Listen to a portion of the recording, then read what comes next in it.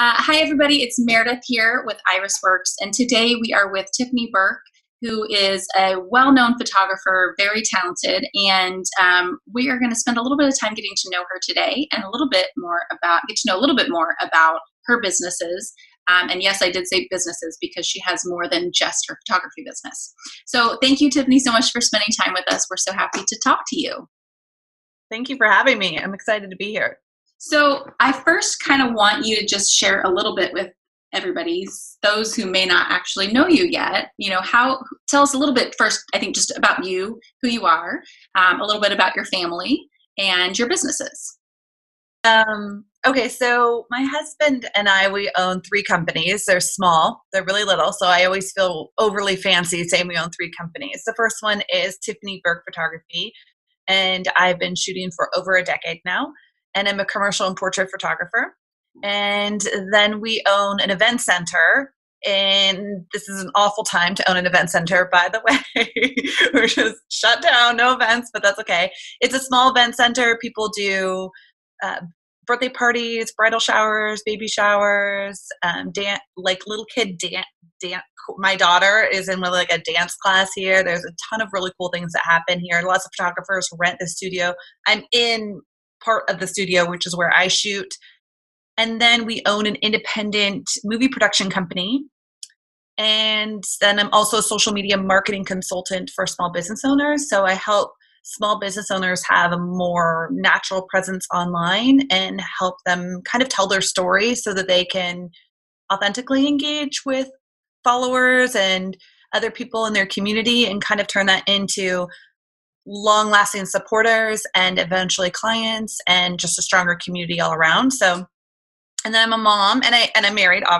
My husband and I own those companies together, but I'm a mother. We have three biological children, Holland, who's 15, Blake, who's 10, Quinn, who is 3, and then we do foster care. And we've never had more than 6 children at once. So our own 3 and then 3 foster kids. That's kind of I think my husband's divorce limit.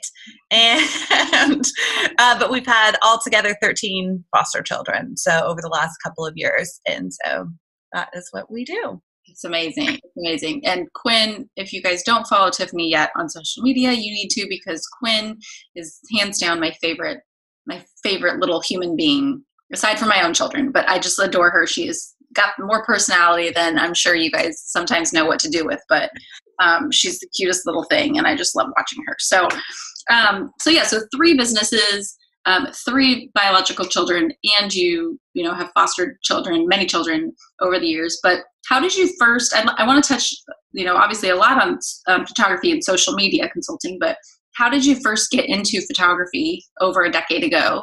And how did your what was your journey like, I guess, over the last 10 years in that particular business?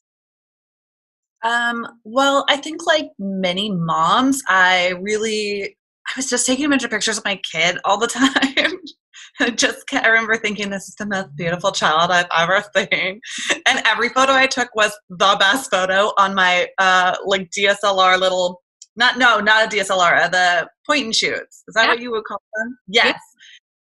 And I remember thinking, and that was about 15 years ago before I ever really got into it. But that really sparked a lot of joy, more joy for me than normal. And then I remember thinking I would go and I would kind of edit them a little, like turn them black and white or sepia tone in iPhoto. And I remember one day I was sitting on the couch with my husband and I said, I wonder if this is a job.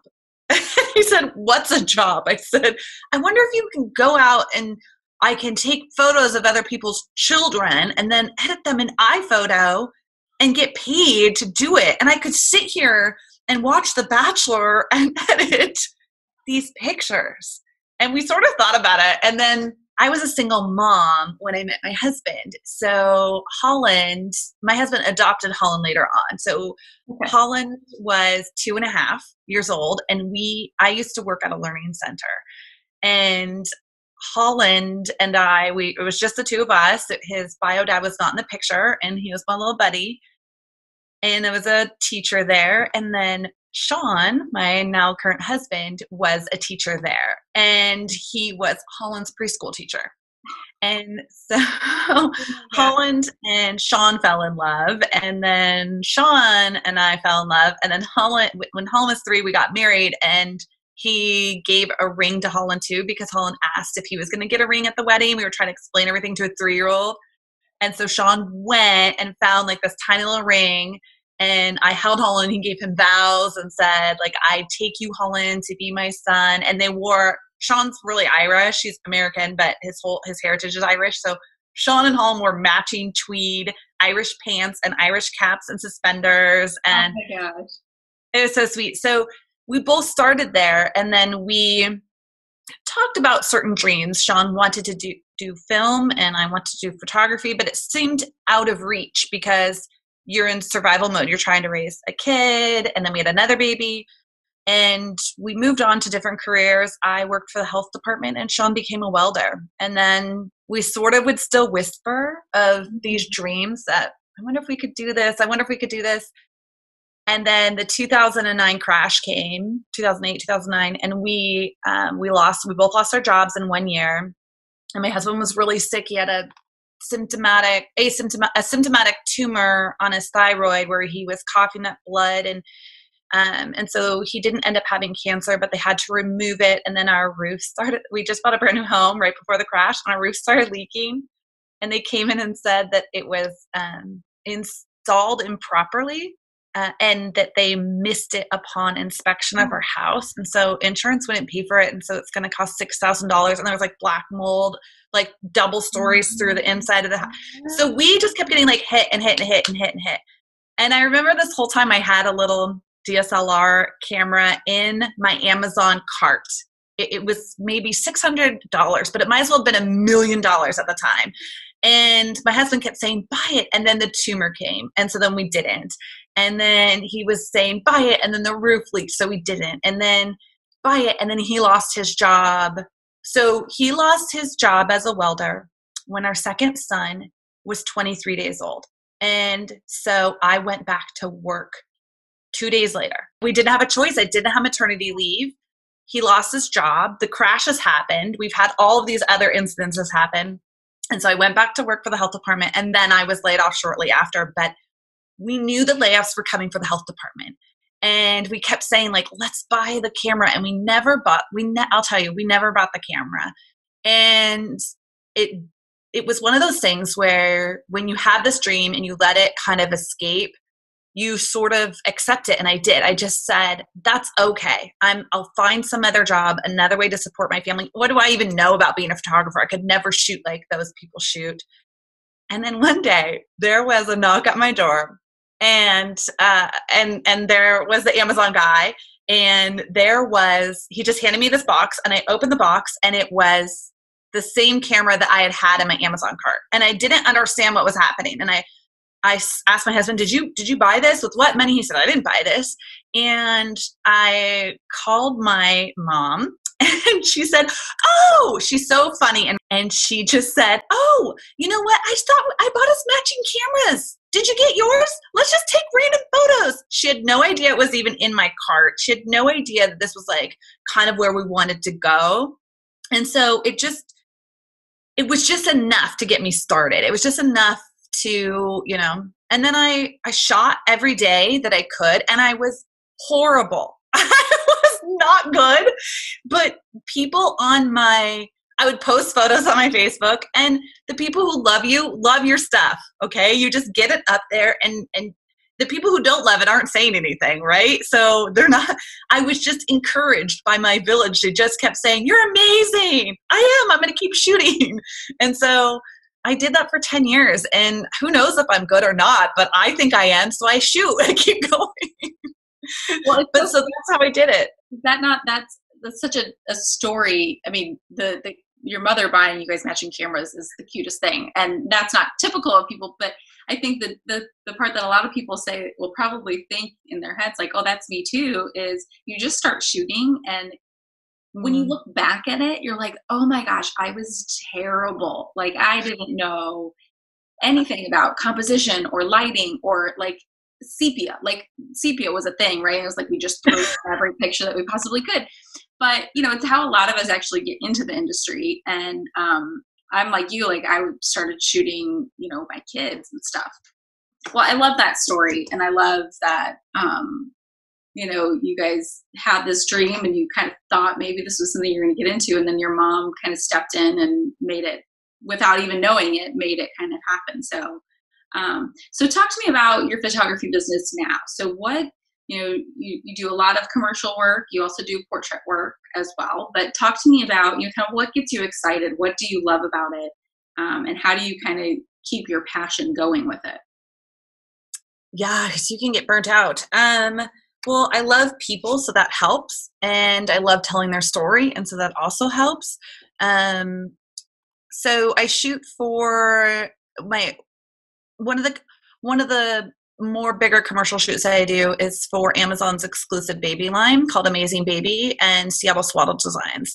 So it was literally how I got that job was a social media post 7 years ago, maybe, like a little baby in a swaddle. I just put it up, but I didn't think anything of it. And then a client said, "That's Seattle Swaddle Designs. We love their swaddles," and tagged the company, and the company liked my picture, said it was cute. And then I didn't hear from them. And then a year later, they messaged me, the owner, and said, "Hey, we continue to hire someone in California, but we are here in Washington and we love your work and we'd love to hire you. Do you think you could do this?"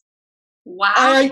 And then I don't know if I was really equipped, but the owner was so loving and she was so encouraging, and she just our visions just really matched so well.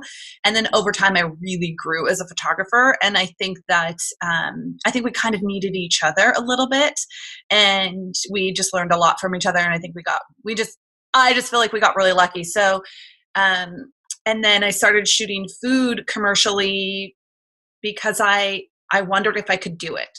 So I just thought I shoot typically really light and airy, and people kind of know me as that. And I've always wished that I was darker and moody or more bright or colorful. And so I just wanted to know. And so I messaged a restaurant down the street. I knew the owners, and I said, "Let me try." And they said, "Okay, we'll give you food in exchange." So I ate like a king, and I took all these photos. And I think that's amazing. So you just ended up, you kind of got into food photography just on a, can I do this type of thing? Can I do this? Yeah. And am I any good? And I think sometimes we feel a lot more pressure when someone's paying us.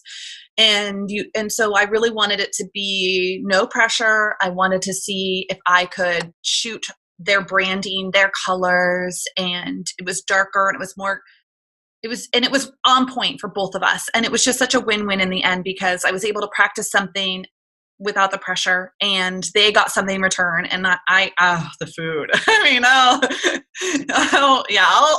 will work for food. Okay. Like there's no question there. So I love doing things like that, and that was just a couple years ago. It was really advanced in my career. I was doing really well, but I was just curious. I think as artists, we become curious, and if you have the opportunity, you should go out there and try it, So what, you've done many, many shoots, obviously, because you've been in business for a long time, but if you had to pick like your all-time favorite portrait shoot for, let's narrow it down to portrait sessions, what would that be? Well, I really love boudoir.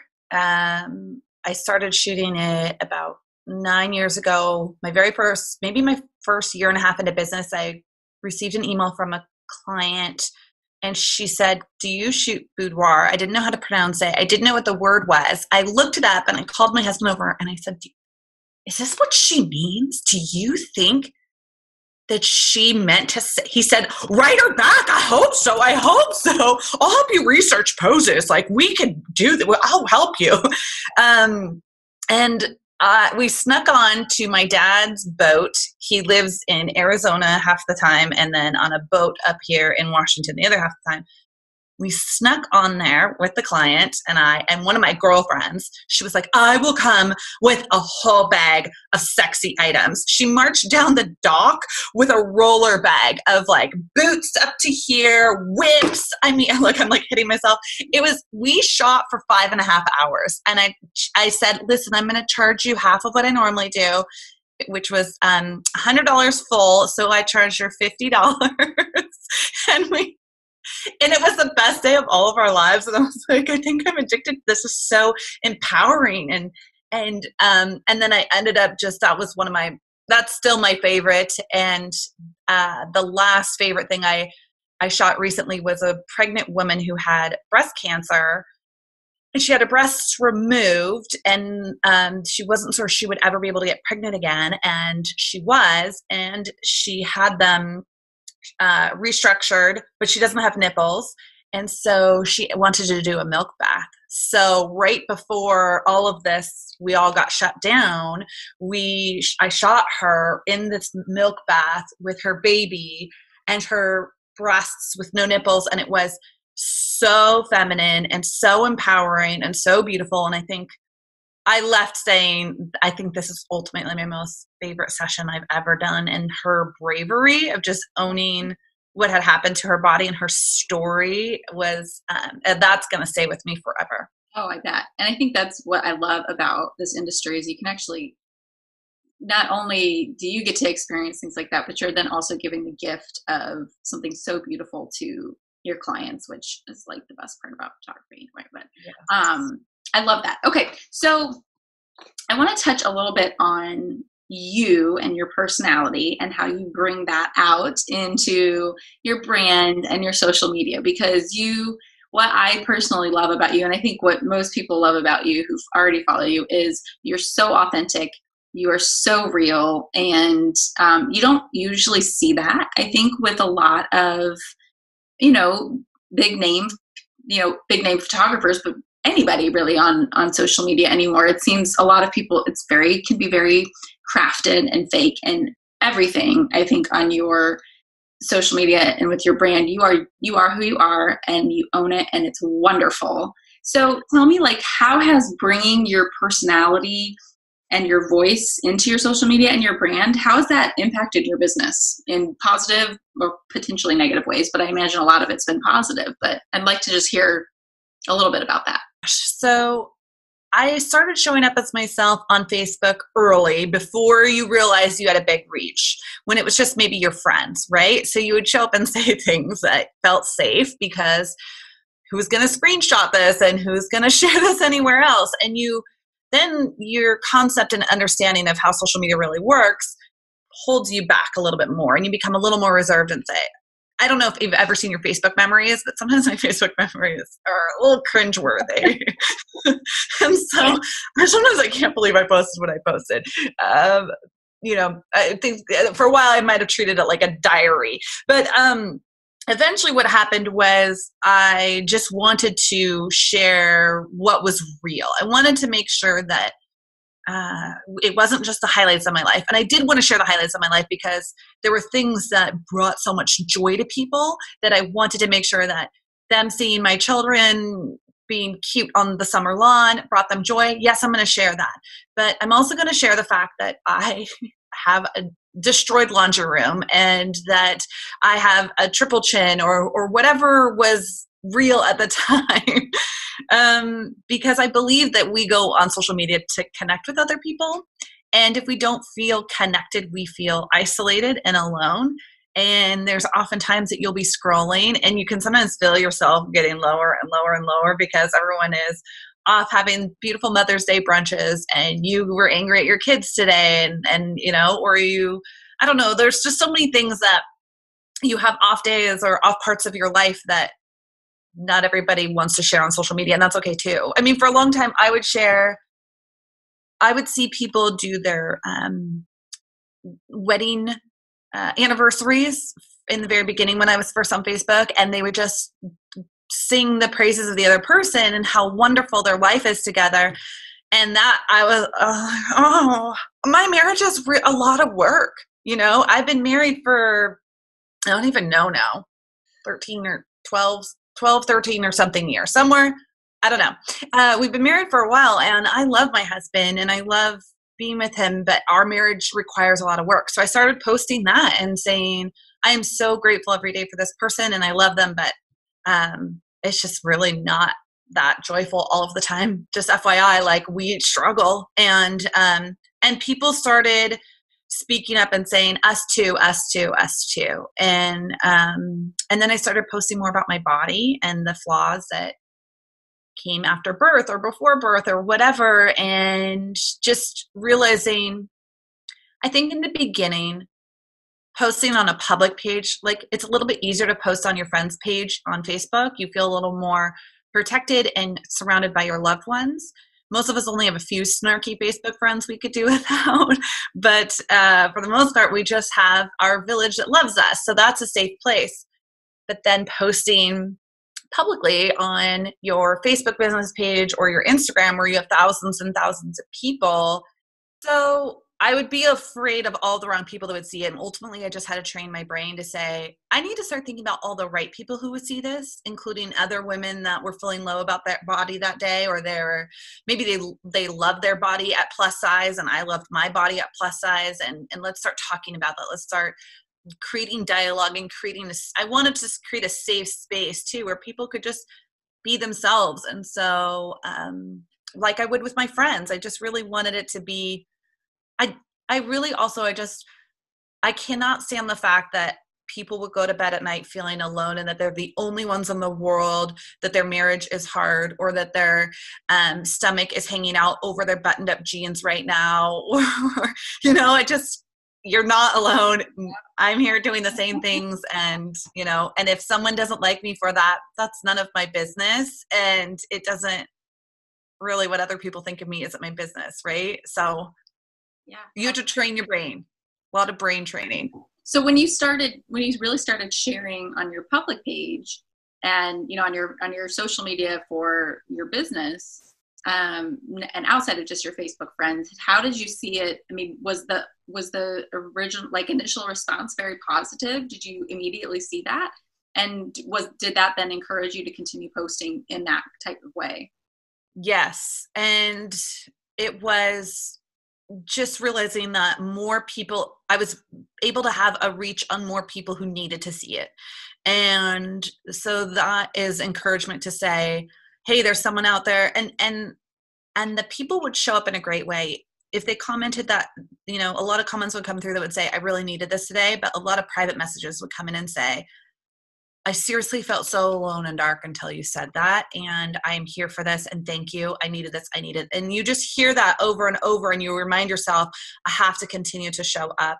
And I mean, I guess you don't have to, but if you have a gift of doing something and if that means telling your story and connecting people, you should be using your gift. If you have a gift of photography and telling someone else's story, you should be showing that. And you shouldn't be worried about anybody thinking that it's not sharp enough or the coloring is a little off or the baby was glancing the wrong way. None of that matters. What matters is that you have a talent and that you have to get it out there, and people want to see joy and talent and beauty every day. And this is a great opportunity on social media to do that and make space for that. Yeah, that's so true. And I think it's such an important message because I think a lot of times we get so hung up on the technical aspects of our work, right? So as photographers, we're our worst critics. And so sometimes we're, worried about sharing a particular image because of how it's going to maybe be perceived from other photographers who that's not who we're trying to appeal to, right? We're making memories and lasting images for people, and we're giving them something that is so special. So I love that. So I want to talk about social marketing or social media and the marketing consulting that you do now. And you've been doing that for many years now, correct? So where do you see the potential for photographers in the social media space? So there's so many different platforms now. So for photographers specifically, what advice do you have for them as they explore these other platforms outside of the traditional ones like we see Facebook and Instagram, right, are go-tos for everybody? But what about all these other ones that keep popping up? Do you see those as valuable for photography? Oh, yeah. I mean, because part of The great thing about social media is that you're able to pull back the curtain and let people know you a little bit more, right? And so something that you have to remember is people invest into those they feel personally connected to. And if they know you and they say, oh my gosh, Erica is on TikTok and she does the funniest things about motherhood and I love following her, and she does these silly dances and then she does these funny things with her kids and these funny pranks, and you feel like you know her. There's so many people that I follow that I think that if we were on the street, they would know me, right? That's not true. And that happens to me. People will come up to me and say, Tiffany, and then it takes us a second and then they say, okay, I'm so sorry. We've actually never met. I just feel like I really know you, and there's Quinn, and they just know all these things about my life, and they feel as though we know each other. People will message me privately and say, I saw you shopping at Target with Quinn. I didn't want to say anything because I thought it'd be weird. Although I did say hi to you and you said hi back, I didn't want to tell you I'm a super fan. I just know so much about you, but we all feel we know these people because they share these stories. And so I don't think that we should be doing that so we get clients. I think that we should just be doing that to share who we are, and you will attract so much in your life. You'll attract more people that are like you that you can go support. You'll attract other small business owners that you can go support. I think that if you're really wanting to up your game, the best thing that you can do is pick 2 platforms and really focus hard on those and apply all of your, I don't know if you want to get a strategy. I mean, I definitely think a strategy is important, but then you apply your strategy to 2 spots and you can kind of dabble in other spots. I think TikTok's really fun right now. Pinterest is only growing bigger and bigger and bigger, especially now that you can do videos in the ads on Pinterest. It's gorgeous. There's just so many cool things that I love. IGTV and stories. And I just feel like the opportunities are endless to pull back the curtain and let people know who you are, and so that they can remember you and they can feel connected to you. And then when it comes time and they want to book a session, oh yeah, Erica does Mama Minis. I saw them last year and we had just missed them. And then I've been following Erica and all of her funny TikToks. And then she's sharing that she's doing Mama Minis again. I definitely want to sign up for that. I love that, because I think too, some people shy away from the personal aspect of themselves, right? Or from the personal aspect of social media on their business pages or their business accounts. But it really is true, because photography is really we're in the people business, right? So it's all about connection, and it's all about knowing your clients. And so they probably want to actually get to know you a little bit more. I love that. So let's talk a little bit now about how you manage all of the things. And you have 3 businesses, 3 children, and you're doing all of these things. So how do you find yourself? Is it difficult dedicating time to the 3 businesses? And how do you survive that? How do you do that and thrive in those businesses even? That is a $1 million question. I'll let you know when I figure out the answer. You do and you don't.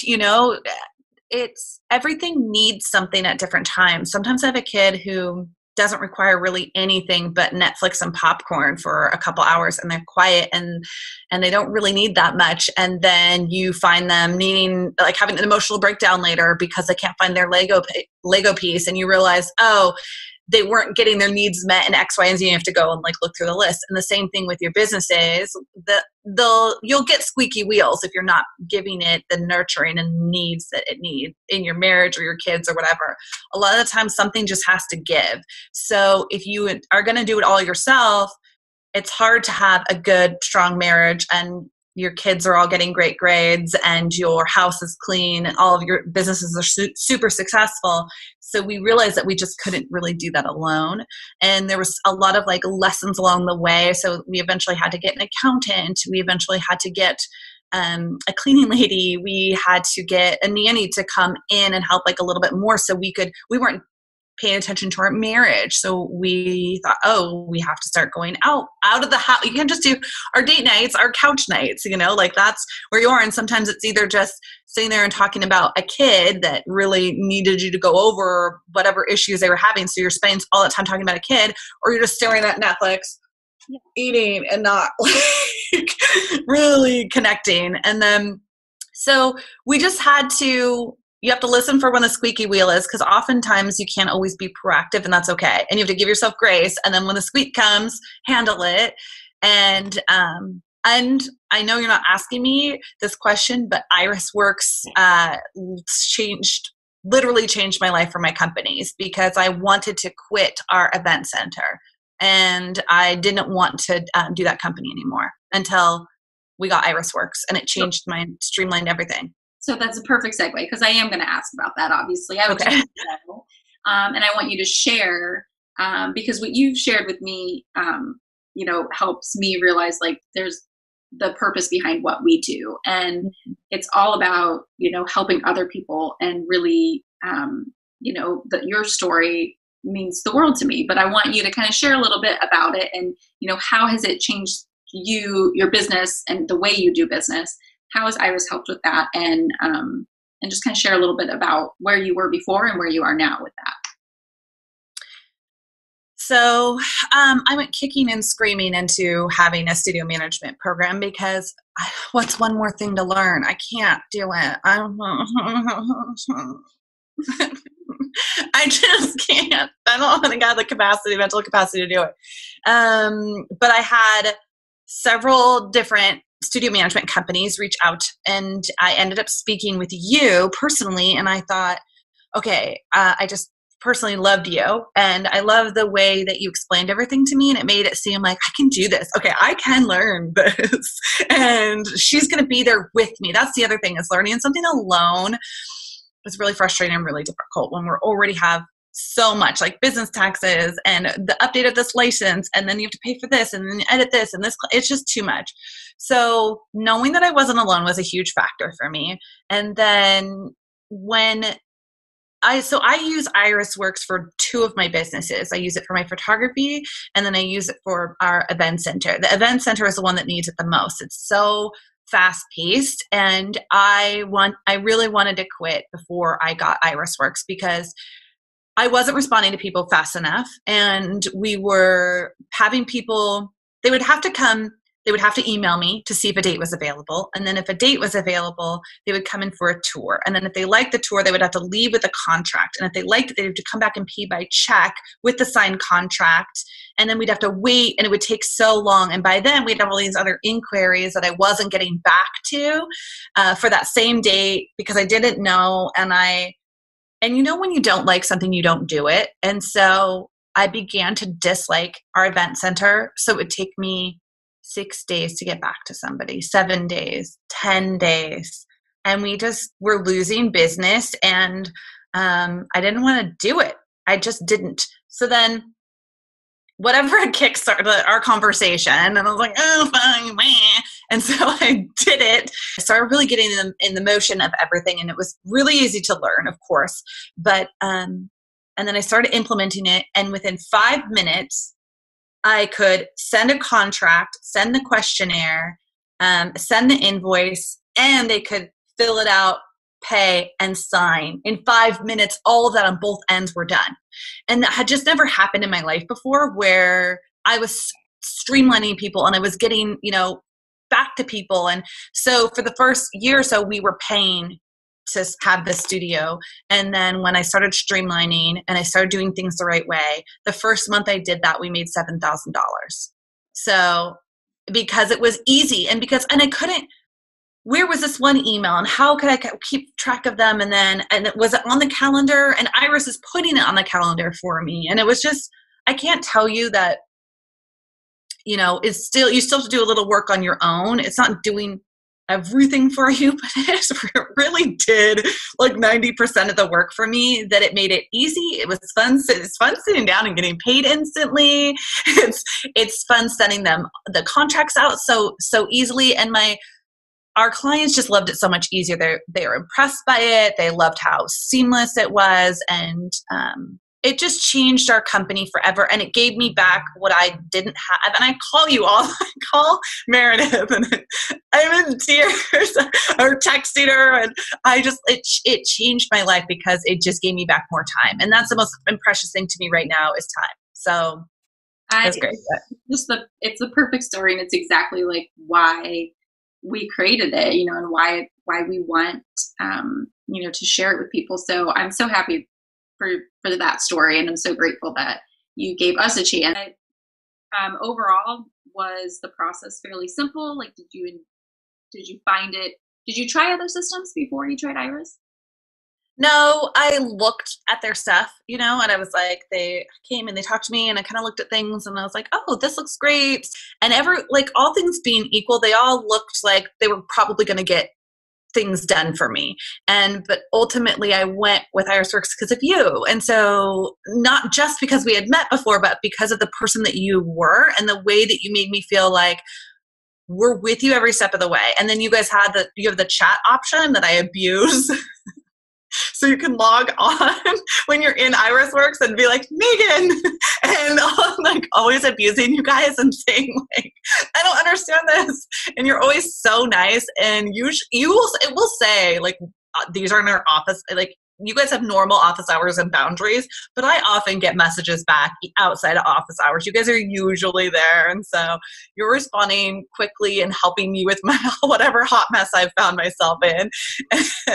But it was ultimately that I felt you were so personable, and that if I were a hot mess, I felt like I was your only client. And I think that that's really important. And I felt like I mattered to you, and that if that meant you were going to care for me along the way, like I was caring for my clients. So if something came up, you were going to be by my side. And if I could learn something, you were going to be there to help me. Like, we're a small business too. And so, we know how important these things are too. And actually many of us are artists as well. So yes, there's many of our team is in some form of the creative space. So, and so, we kind of get it, we've been there, we understand what it's like. And so, we kind of, when there's somebody can't figure something out, or they're stuck somewhere in the system, or they have a question about how to utilize something best, it's like, okay, we got this. We know what it feels like to kind of need something right away too. Like we get the, one last question, I think. What is your biggest piece of advice for somebody who is maybe just getting started in the photography space and thinking about starting a business? Maybe has started one, or is thinking about kind of taking that first step. What's your biggest piece of advice for them in kind of getting things started and really trying to ramp up to becoming a photography business owner? If opportunity doesn't knock, build a door. So I sat around twiddling my thumbs my second year, wondering where all my dream clients were. And I was shooting people in matching black polos, and there's nothing wrong with that. Maternity, okay? There's nothing wrong with that. But I just kept thinking, where are all the gorgeous dress clients that want that? Where are these higher paying clients that want that? Well, they weren't coming to me and knocking on my door because I wasn't showing them that I could shoot those beautiful dresses. Okay. So opportunity never came to me. So I built my own door, and I went out one day and I designed a dress with a dress designer, and we went out and did this beautiful shoot with a client for free. I took her for free, and we had the best day and time. And I put that post up, and from then on, there were no more black polos anywhere. And it was only these women were coming and flocking for maternity photos because I showed them what they could look like, and and eventually I built I have 3 racks of maternity dresses. I have a real problem. Maybe I built too many doors. I have a real problem, but ultimately though, instead of asking like, why not me? And I just asked, like, how about me? I'm going to go and do this, and post what you want to keep shooting. If I didn't want to post those matching maternities, I wasn't doing that anymore. And so I stopped I didn't want to shoot them, so I stopped posting them. And so if you don't have it in your portfolio, create it. And I still, 10 years into the business, will go and do things for free if I know it's going to advance me later. Absolutely. If it's going to spark joy for me, I'm going to shoot it for free. If it's going to help me later or get me to do a new skill, absolutely, I'm going to shoot it for free. And a lot of people will say, don't, like, you should get paid for your work. You are valuable. Yes, but there's different types of currency that create value later on for you too. And part of it is just to never stop shooting and to go create. Yeah. Yes, it's your own business, and you don't have to worry about. I remember probably my third or fourth year, I had this weird way that my brain was on sessions. I started becoming like too obsessed, I think, with what other people were going to think of the photo when I posted it. So I would be shooting for those people. I would be taking a picture. I'm like, oh, I would know that's a shot I'm going to put up for social media and everyone's going to like it. And if I didn't get it, I was down. I was like, I never got a shot that was really worthy of everyone's love and affection and attention. And then you gotta, kick that out of your head, and you have to shoot for the client and shoot for yourself. And then everything else will fall into place. And who cares if one person in the whole world likes it? It all that matters is what your client thinks and what you think. And that's it. That's it. Right. I know I do and did many times. That's all I was thinking about was, oh, but is this shot good enough? Oh, it's not, the lighting isn't how I thought it was going to turn out. But really my clients, and if they were happy, then, I did my job, and they would come back. So, okay. So I want to ask one more thing, Iris related. So you have Iris for both your event space, but also your photography business. What has been the single, if you could pinpoint one thing about Iris that has made the biggest difference in your business, what would that be? Securing bookings quickly is really, besides the fact that it's given me so much time back in my life that I'm not sitting there juggling this email and figuring that out and all unorganized, and then the stress of that and trying to remember that's a huge thing. But I think the other thing is that the bookings can be secured so quickly, and then they're just in the books. I make everybody pay when they book, no questions. Like, that's it. You pay when you book. That holds your spot. I'm not giving it to anyone else. Money in the bank. It just is, it's really a beautiful process. And then I never have to worry if this client is serious or not anymore. I know they're serious. They've paid, and I'm treating everyone like gold no matter what. But it's just such a nice thing. Like, oh, that's done. It's over with. And I just love that. It's so fast. Last question. And I don't think I already asked you that. What is one thing that you wish you would have known before you started in the photography business? Oh, when I first started, I had no business being in business. I screwed up on a lot of things. I don't know if it could be one thing, but I think that I would have taken like a little bit of a business course somewhere. Like, I wish that I would have gotten my ducks in a row and really understood what the cost of doing business was, and really understood my taxes and what was due and when it was due, and like federal taxes and like all of these things that I think stunted me over the years and cost me time and frustration and money. And so there's just a lot of things still that I'm not the best. And that's why I have an accountant, because I would do horrible in jail. That's right. You outsource the things, right? Like, you gotta have an accountant, a bookkeeper or something. It's important.